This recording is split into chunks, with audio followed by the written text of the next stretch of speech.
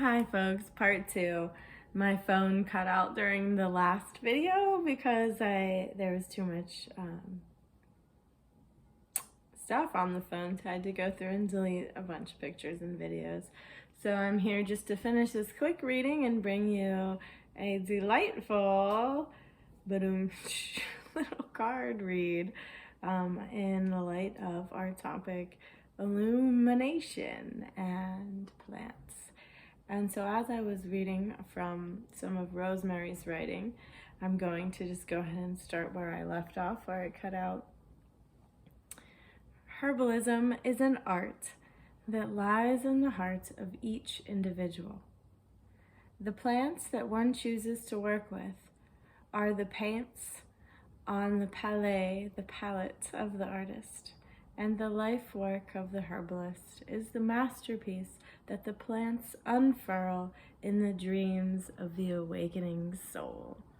So as I was saying earlier, herbalism is different for each person, and each person brings their own unique flavor to it, which is one of the most beautiful aspects of herbalism, is our ability to co-create this very personal relationship with nature. And yes, it's essential again to know all of the scientific information and to really study and be with and work with the plants yourself, with the guidance of a trusted clinical herbalist or other healthcare professional in that role.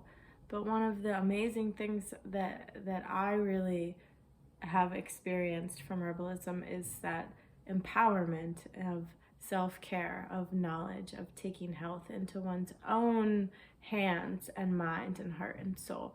And I know from experience myself that no matter how many people that I go to for help when I'm having problems, at the end of the day, and all throughout the day, it's still up to me to make those choices. And so yes, we need each other, like in the biodiversity mycelium community sense, but we also need to, as I was listening to one of the Bishop Samuels speak the other day, toughen up a bit, and I have to agree that that applies to me as well, and that many of us could really toughen up, I'm sure, in our health regimens and how we care for ourselves and the earth, and each other every day.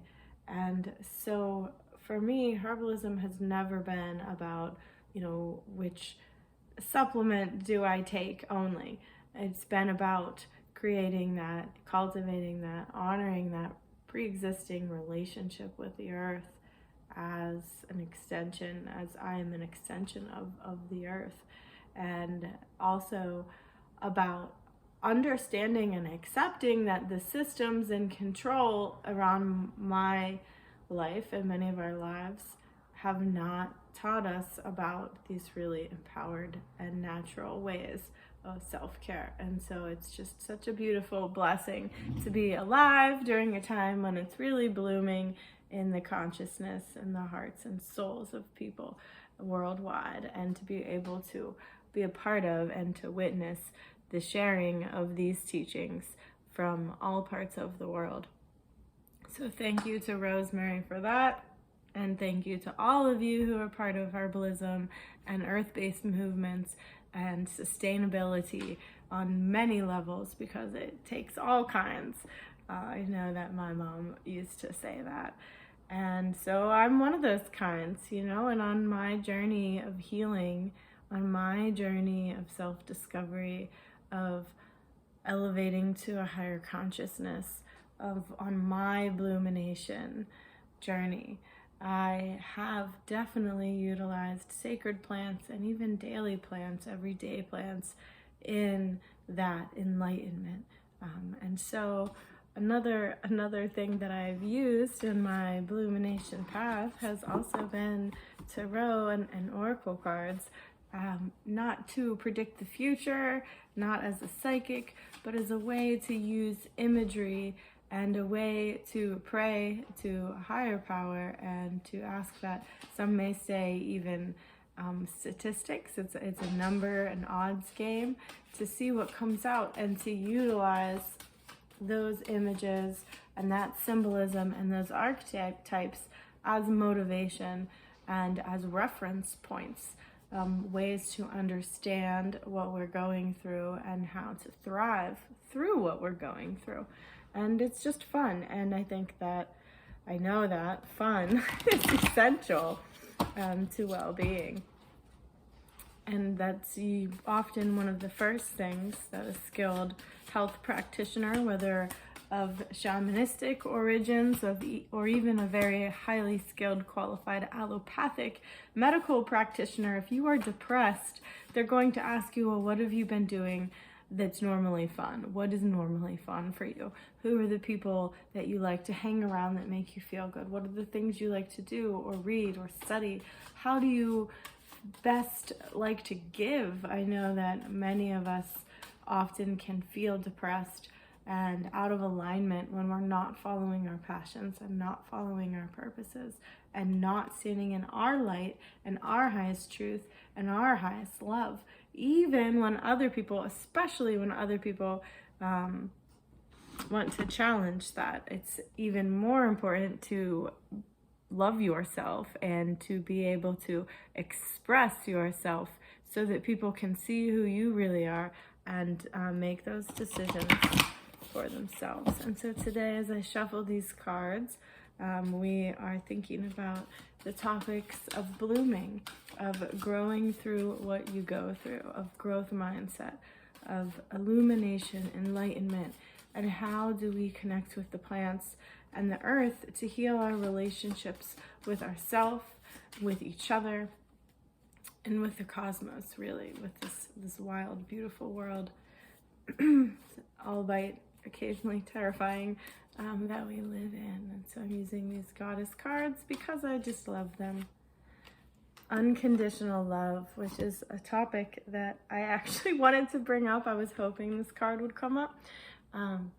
This is Mary Magdalene. Unconditional love. Love yourself, others, in every situation, no matter what the outward appearances may be.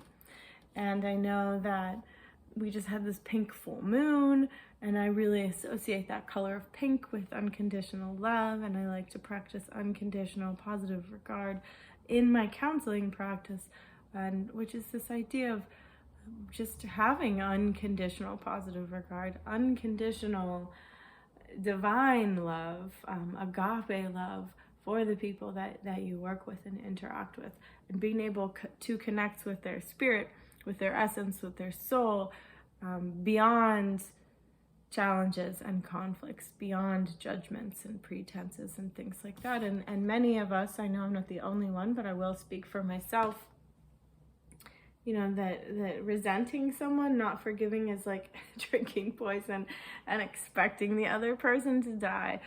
And so I know that harboring resentments and angers and frustrations against people for things that I know for fact and things that I might not know 100% for sure, but have used my reasonable deduction skills to come to conclusions that are healthy for me, and ways of being able to move on in life even when things are a mystery, and being able to see, to really to detach yourself. And this is a lot of what I've learned through my meditation practice and Buddhist studies and yogic studies, is this idea of being able to separate the ego, separate the learned personality from the soul, from the soulful understanding and knowing. I need to get better lighting, sorry.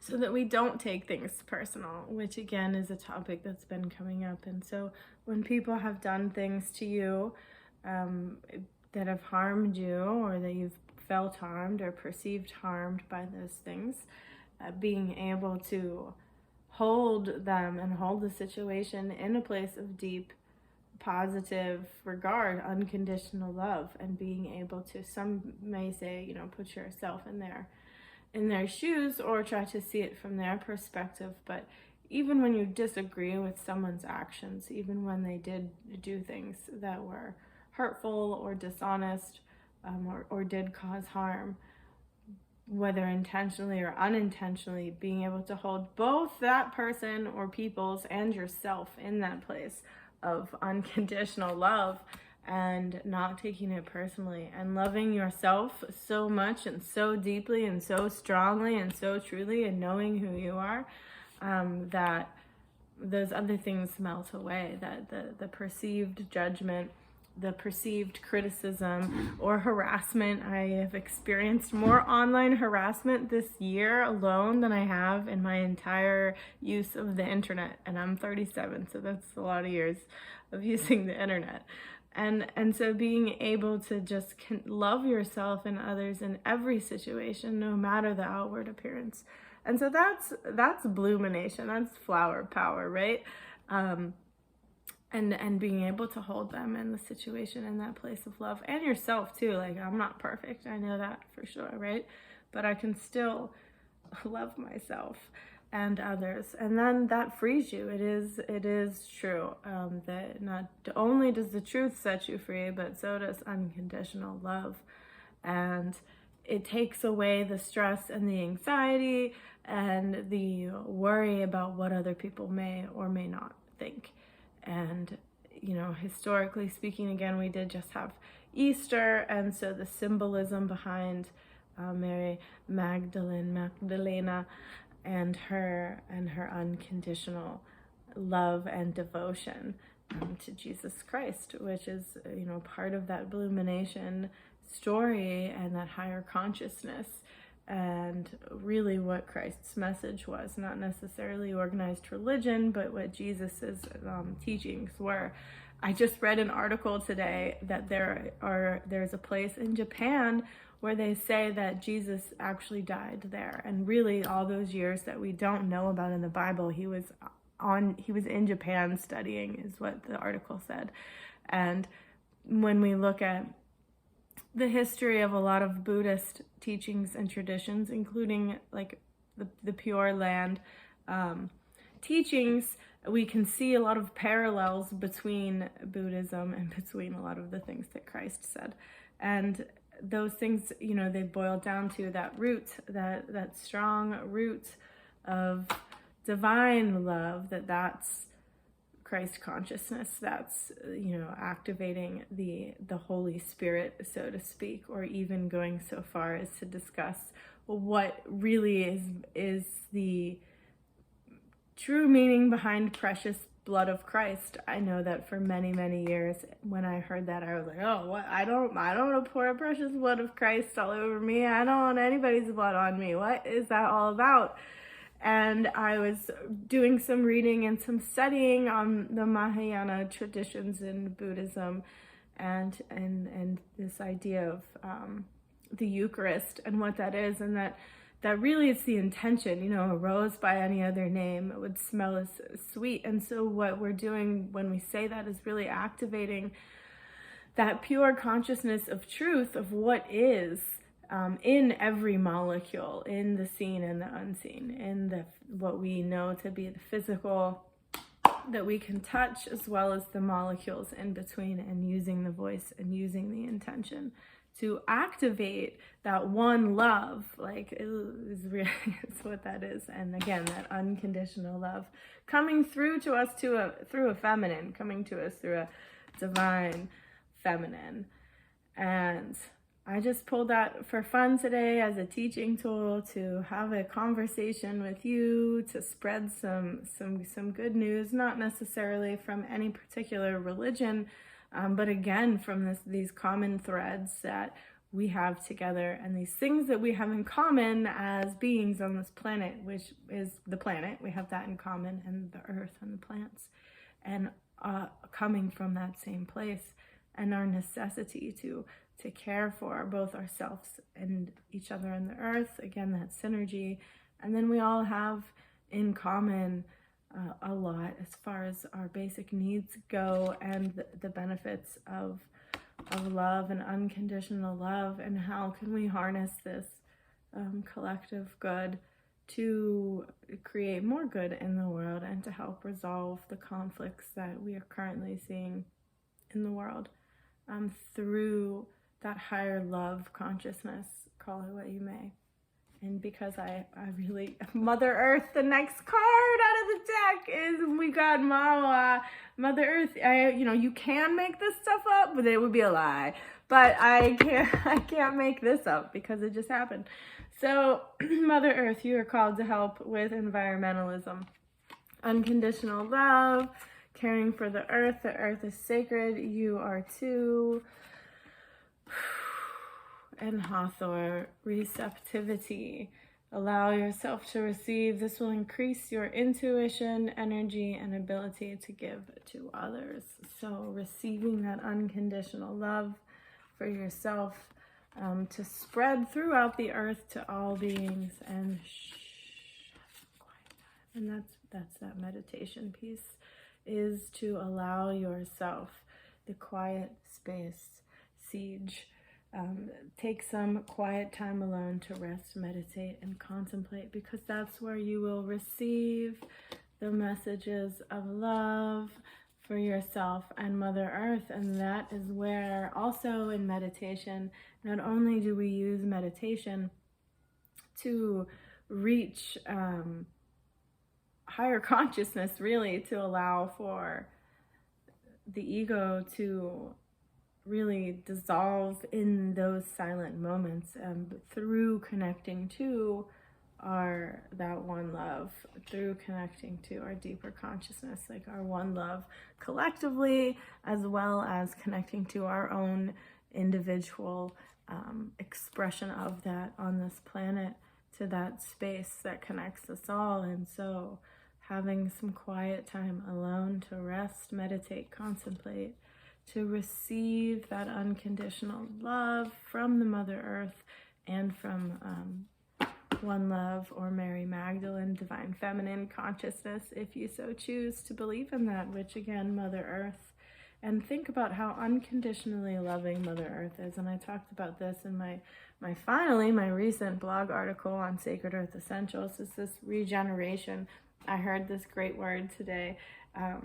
It was regenerize. So we can regenerate life, both inwardly in our spirits, in our hearts, in our souls, and regenerating life on the planet, which is an expression that I learned from the Regenerative Cannabis Conference over in Maine that I went to.